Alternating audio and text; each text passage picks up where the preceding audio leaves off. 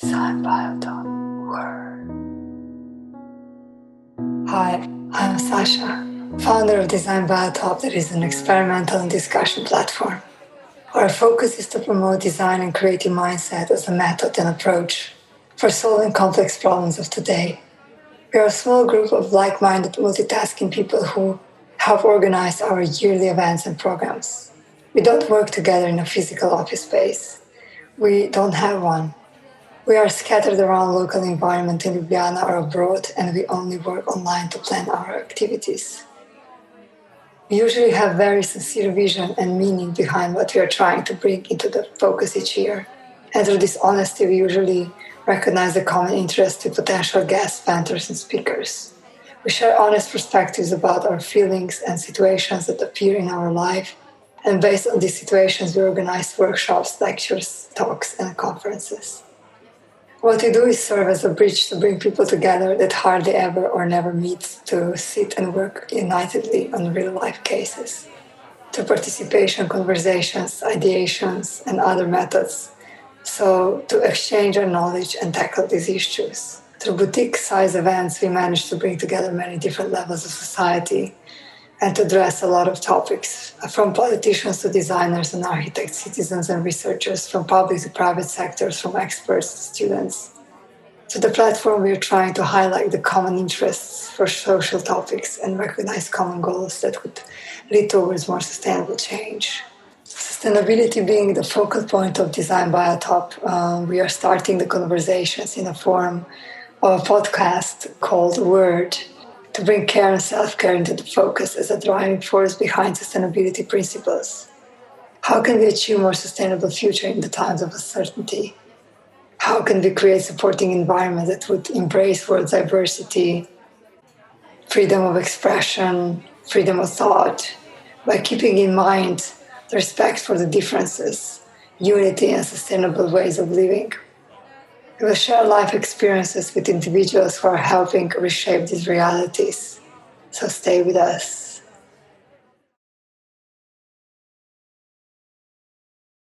Hello, everyone. This is David Rand, the founder of The Art of Wisdom, and today I'm going to be speaking with Sasha about uncertainty.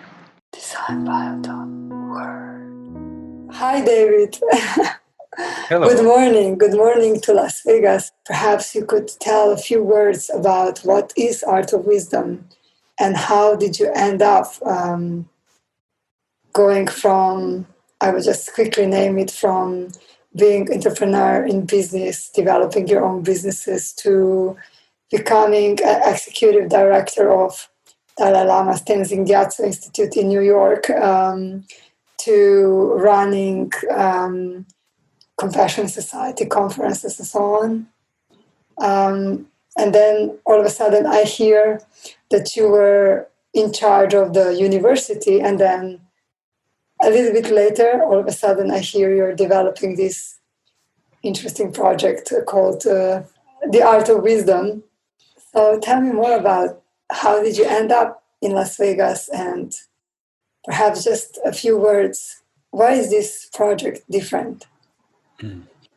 Thanks, Sasha. First of all, I want to thank you very much for the invitation, because having met you many years ago in London and San Francisco, I was always fascinated by your interest in design and architecture and well-being and wellness and your great spirit. And so I feel really, really, inspired that you've asked to speak together. So thank you. The Art of Wisdom, maybe in some ways, is kind of a fruition of a lot of different threads of my life over the last too many years to count. The Art of Wisdom is based in the Arts District of Las Vegas, which right now not many people know about. But we're in the process of developing an entire neighborhood that's right next to the Arts District that will include boutique hotels and restaurants and clubs and the things that Las Vegas is known for. But embedded within this development project is something called the Art of Wisdom, which will be in person and online. And the Art of Wisdom, I aim to bring together, thinkers and visionaries and leaders to talk about this intersection between art and well-being and compassion and sustainability. And so we started this about a year ago, but with all this uncertainty in the world right now, we think it's actually kind of perfect time to talk about these threads in maybe new ways. We had a few conversations before our first podcast, and we spoke a lot about this uncertainty. Everything that we are looking at right now in the world is actually, trying to turn this uncertainty around. Yeah.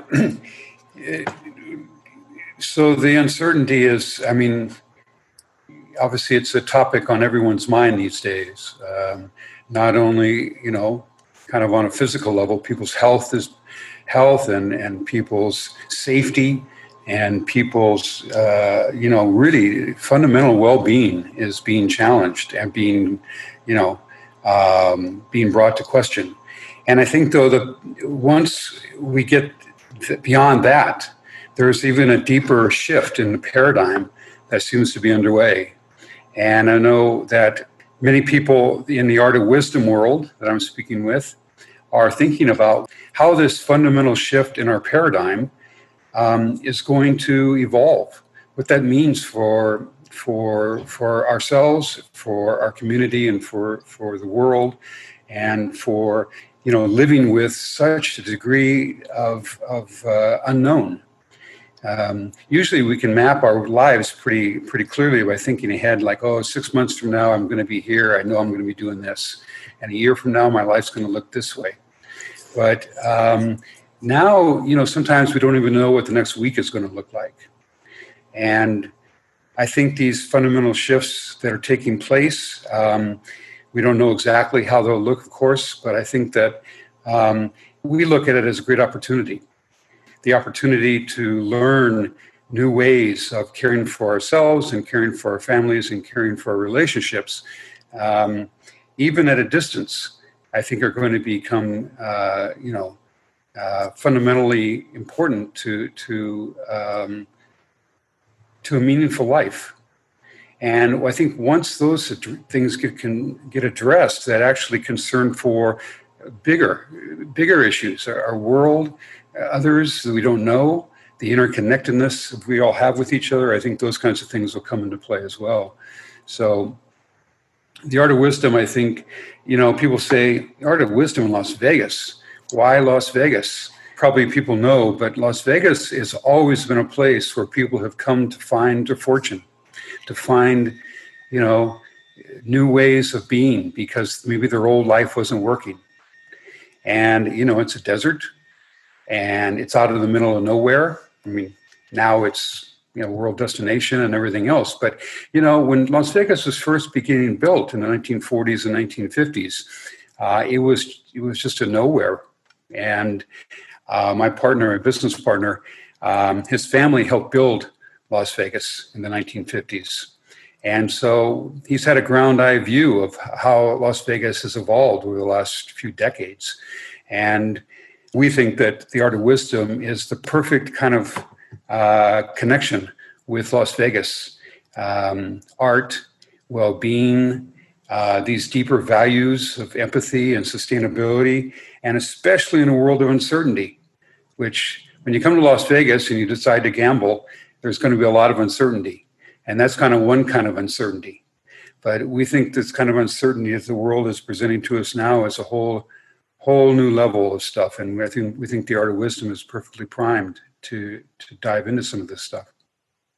So when you're talking about this as a development, there is, of course, always when there's a development, there's always this business aspect of it. Why do you think that your partner, if I can call him by his name, Stephen, actually decided to bring you on board and to actually go this path? This was, of course, before the whole COVID situation. And why do you think that you two met, and why there was this, deeper listening that this is needed? Yeah, those are really great questions, and they're questions I've thought a lot about. Why I ended up in Las Vegas. So I've known Stephen for 40 years. We've been friends and business associates on and off over the decades. And like a lot of us, we had kind of personal challenges that came into our lives. And these personal challenges can be, for any of us, can be different things. The loss of a friend, the loss of a loved one, illness, financial issues, changes, things where our life gets rocked and not in pleasant ways. So I think life has a way of that happens to people. That's what the nature of being alive is there are going to be challenges and there are going to be ways of life happening that aren't so necessarily always so easy. Coming to Las Vegas to become part of this project is actually maybe the fruition of my life's work, and it's the bringing together of these threads of business and development and entrepreneurship, and also marrying, bringing together those aspects of kind of daily life and a career, bringing them together with these deeper values that I believe are so important and that, have been the guiding principle in my life. So it seemed like the perfect opportunity to bring together these aspects, as I say, of business and development and career with, qualities of compassion and insight and learning how to deal with impermanence, bringing those two together in a way that makes meaning, and also maybe we can offer people from around the world a chance to explore these issues for themselves. Where and when do you think the whole project will start? The online aspect will begin in the autumn of this year, 2020. And we will be bringing together visionaries and business leaders and lots of different kinds of people to speak about this intersection between well-being and art and business. Art is a central piece of what the project is about. So just using the name, Art of Wisdom, wisdom is an art. It's more art than science. When you build a building, there's a kind of science you have to follow. There's rules you have to play by. Otherwise, the building will fall down. Wisdom is more a design, more art, more exploration, kind of more, it can be a personal journey. So we want to marry these two things together in this online platform, which we think will launch in the autumn of 2020. You've been through so many different stories in your life, and there must be like a very, very specific moment in time that shifted you into the different way of looking at the business development, whatever you are putting together. So what does that has to do with your self-care? Can you perhaps explain more? Mm-hmm. It's that we all want to be happy. All humanity wants to be happy. No one wants to suffer. And I know this is something the Dalai Lama has said for his whole life. And anyone who's ever heard him will hear him probably say this until and forever, is that this has been the thing that inspired me to become interested in what that tradition had to say and how this might apply to my own life. Was I recognized, that's true. We all want to be happy and no one wants to suffer. Now we have different ways of maybe trying to do that. Some that are healthy, some that are not healthy maybe. But we all want to try to be without suffering. We all want to have happiness in our lives. But actually the art is then, how does that happen? How is that possible? How can we do that? And I think that what the Art of Wisdom is trying to do and what we're aiming to do is to shed some light on an answer to that question. A lot of people are skeptics about what you're saying, right? Like a lot of people don't look into happiness or into being through this perspective.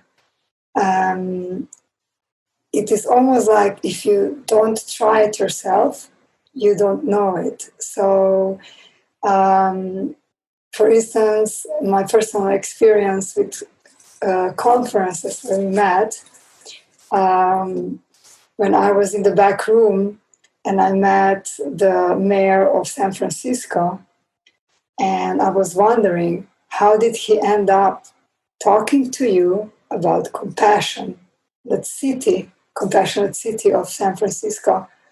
How the people who probably, whose focus, political and, all the focus that they have in life because of their positions, how do they understand what you're saying? How do you get to those places of understanding? So Sasha's referring to a conference that we put on in San Francisco, I think in 2014. And one of the focuses of that conference was bringing empathy and compassion into policymaking, into real world everyday challenges that politicians face. And to that end, we were able to get the state of California to actually pass a resolution proclaiming that weekend the Weekend of Compassion. And so specifically, why policymakers who attended that conference, and now it's much more widely accepted that, I'll give you an example. Most policymakers, particularly mayors of cities, understand that bullying in schools is a problem. The children face bullying in their lives. Now, how do you address that? You can't just pass laws. You can't just say, stop it. That's not going to do it. Yes. We have to teach.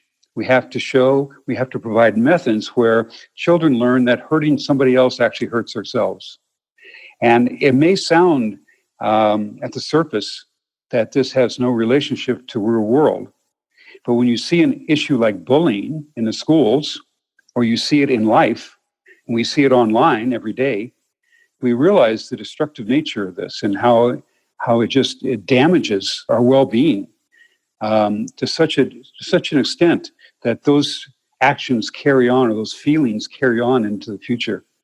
So policymakers are looking at compassion and at empathy as ways of making their citizens, or not making, but helping their citizens understand that how we treat each other just on a daily basis has an impact on the environment in which we live.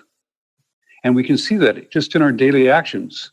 If we're nice to the bus driver or we're mean to the grocery clerk, they in turn are upset to the next person they interact with, and it has this effect that it multiplies. And it sounds like a very simple example, but I would just urge people to look at your own life and see if this is true. These aren't new things I'm necessarily saying. These aren't new insights. The Dalai Lama often says to just check these things out for yourself. Don't rely on somebody else to tell you. Have the experience yourself and find out whether or not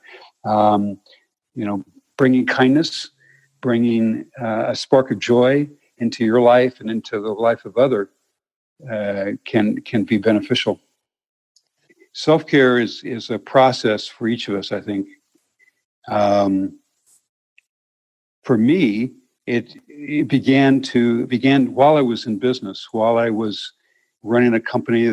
One of my companies eventually sold to a publicly traded company, that I began to realize that material happiness, of course, had nothing to do with inner happiness. And I think that is maybe obvious to a lot of us now, but when I was in business in those days, achieving financial security and financial well-being was the end state. That was what people achieved. That's what people wanted to have. And of course, now maybe the paradigm is a bit different, but it's still the driving force for many, many people. And it has to be at some level. You hear it all the time. People get near the end of their lives and they say, gee whiz, I made all this money, or I'm financially secure, but I'm still not happy. I still haven't achieved what I wanted to make happen. And so I think being able to find these moments or this way in of examining ourselves is really crucial. I think that you mentioned in one of our conversations in the past that there is a difference between achievement and fulfillment. So what did you mean about that? Now that's great question. So it's a little bit like what we were saying earlier, right? I mean, it's kind of the science of success. And, actually a lot of people can be successful in the world if they just follow the right strategy. So, having the right strategy, the right business plan, the right life plan, you can actually make a great strides towards having success that way. But that's quite different from having contentment or being fulfilled, being satisfied. These qualities are different, and these maybe are the art that we were talking about a little bit earlier. The art of fulfillment, the art of contentment. Do we wake up, and I'll give you an example. Do we take a moment each day to be grateful? Each of us has something in our lives to be grateful for. And taking a moment just to reflect, it doesn't have to be long. What are we grateful for? Can change. You can almost just feel it, even just asking yourselves the question. You can feel a change in your mind. You can feel a change in your body, right? Like even your stomach relaxes a little bit, or your throat opens up a little bit. Your mind just takes on a different quality, and it may be brief, but if you ask yourself and then really think, what am I grateful for today? It could be simply that on one level, you're healthy. But it could be you're grateful for the family you're going to see when you get out of bed. You're going to be grateful for, or maybe many things. The day begins. These kind of moments of taking a moment to appreciate and to be grateful and have gratitude. These are the kinds of things that begin to, I think, bring us towards the art and of contentment, of being satisfied, of not wanting more all the time. And the science of achievement, that's based on more and more, of not being satisfied. And there's a place for that. But being content and being satisfied and being grateful and being appreciative, those are qualities we actually need to exercise. Those are like muscles that we've got to train, and we've got to use. We've got to use them over and over and over again to get them inside of us, because they don't come so naturally in this world, which is so fast and so complex. And now it can be quite scary. But even in the midst of this uncertainty, we can be grateful for so much. This striving for achieving more and more that never ends, this grasping of more and more and more. How does that, by your opinion, reflect in creativity? I don't think I ever asked anyone this question. But when you're creative, you kind of give something from yourself to the world, and this creativity can also create interesting chemical reactions in your body, so you feel like you're constantly rewarded, and it can push you into the dimensions of I won't say achieving, but grasping for more creativity, exploring, doing stuff, and like feeding this creativity constantly. Do you think that this creativity is different than maybe different type of short-term fulfillment? Do you see any difference in these two things, if you understand my question? I do, and I'm glad you brought that up, because I think the way, I'm not a great artist by any stretch of the imagination, but I've dabbled. I'm not as good as you are, that's for sure. I'm learning. You're such an incredible illustrator and artist, and you've been involved in design and art for so long. But what I've heard often from creative people and creative types is that there's a sense of that they're in a zone. You've heard this phrase before, right? I'm in a zone where time takes on a different dimension. I mean, it's almost like, time doesn't move in the same way, right? You're suddenly in this flow, and being in this flow where you go deep into a place. It's almost like you don't care where time goes, and actually then there's so many other elements when you look back on that moment of creativity where things just feel different. It felt different to create. It feels different to create. And so in that moment of doing that, what happens? It seems like what happens is that there's less focus on the self. There's less focus on me, my, me, my, I, right? It's more about this kind of opening to a kind of wonder, if I can use that word, a kind of like a kind of openness. And in this openness, there's a way that we connect to something that's so nourishing. And in that creative process, it's nourishing for ourselves. We're, as you say so beautifully, Sasha, you create something, we give of ourselves for the world. But actually, I think, it benefits us. It benefits us to give to others. And that's the science is catching up to this aspect now. It's as long as humans and sentient beings have walked the planet or been around, we know that we've had truisms that, walk a mile in the other's shoes, or, let me be a good neighbor, or, may I be of help to other people. But actually, science is showing us now it actually helps us. It changes the chemicals in our brain. It changes, how we feel, and it releases all the good stuff in our brains. So that's why I think you point so clearly to this connection between the creative process and self-care and well-being.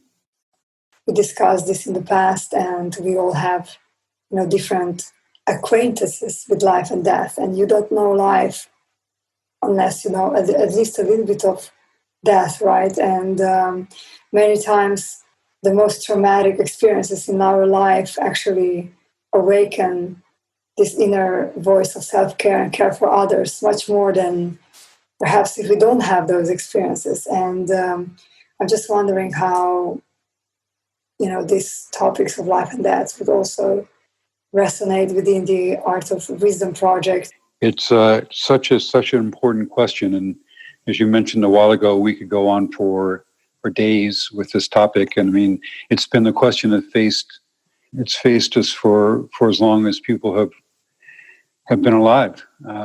What happens at death, and how we face death, and how we care for those we love who face death. This will definitely be a component of the Art of Wisdom, because wisdom involves being able to age wisely, as we say, being able to approach different phases of our life with these insights, with wisdom.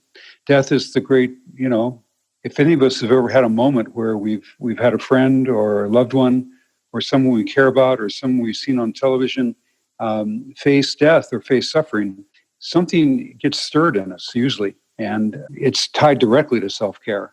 Because if we ignore that reality, which is death is going to come to us all, it's almost like we'll never wake up to this contentment, to this satisfaction that we described earlier. Death is it's not a cause for mourning, but it's a wake-up call to live life to its fullest. And in order to do that, we have to be well inside.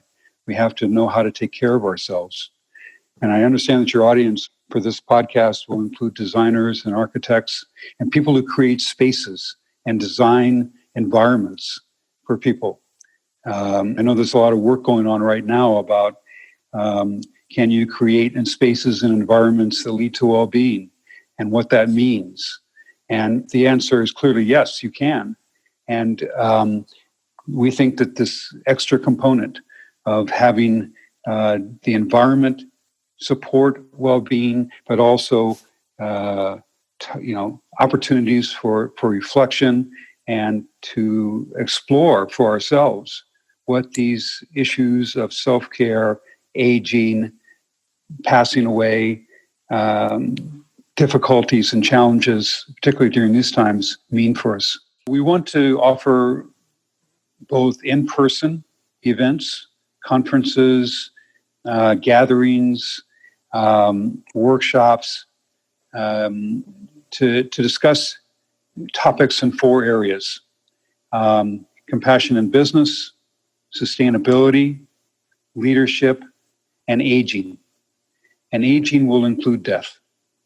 Aging will definitely include how we approach the end of life, how we approach aging, how we approach illness, which is a natural part of aging. So we'll do that in person, and we'll also do it online. And it's such an important topic now with the coronavirus. Our lives have just been upended so dramatically that to ignore that would be actually, kind of malfeasance. I mean, non-sustainable. It's not sustainable. Exactly. It's like we're going to do it anyway around aging, but I think now even more so that, this uncertainty, when, what our life looks like and how it will end. None of us know how it will end. None of us know exactly when it will end, but we know it will. And so we have to approach, or we have to begin to think about that, in my view, in order to live life fully, because the one informs the other. And it's not like I don't want to think about it because I can't enjoy life. My experience and those of many, many others, much very, very learned people, is that it's actually appreciating the fact that we age and eventually will pass. Actually helps us now to live a life of contentment and satisfaction in ways that we can't even begin to understand. Perhaps we will wrap up this conversation, David. Unfortunately, I wish we had 24 hours. Thank you so much, David, and speak soon. Thank you so much, Sasha, for the opportunity. And I would invite everyone, once travel begins again, once the world returns to some sort of normalcy, please look us up. We're in downtown Las Vegas. And there'll be opportunities for people to visit and participate in events here. And we look forward to seeing people from around the world here. Thank you so much, Sasha. Thank you, David. Bye-bye.